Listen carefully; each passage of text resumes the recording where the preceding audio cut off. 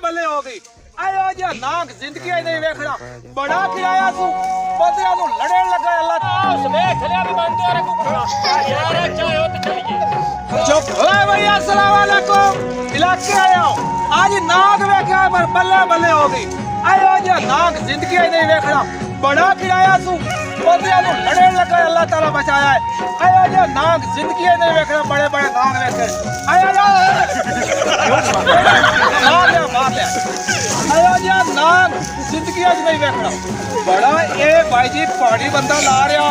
ਅਚਾਨਕ ਨਿਕਲਿਆ ਤੇ ਉੱਤੇ ਜਿਹੜਾ ਨਾ ਪੈਰ ਤੇ ਵਲੀ ਗਿਆ ਤੇ ਜਦੋਂ ਪੈਰ ਤੇ ਵਲੀ ਜਾ ਰਿਹਾ ਤੇ ਉਹ ਬਬਲਾਣਾ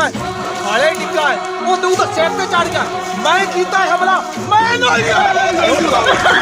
ਚਲੇ ਤੂੰ ਲੱਭਿਆ ਚਾਰ ਤੇ ਮਾਰਿਆ ਹੱਥਾਂ ਨਾਲ ਕੁੱਟ ਕੇ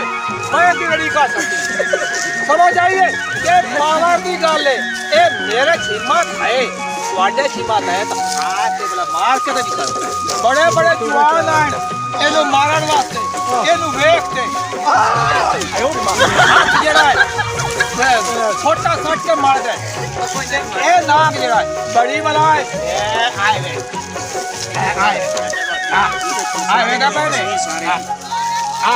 मेरी बड़ा आए वे अरे जान है कजी जान पर हो जाओ तेरे जान है अगर तुम को जरूरत ਤੁਹਾਡੇ ਇਲਾਕੇ ਨਾ ਹੋਏ ਰਾਬਤਾ ਕਰਕੇ ਮੈਨੂੰ ਨਾ ਸਦਿਆ ਬਾਵੇ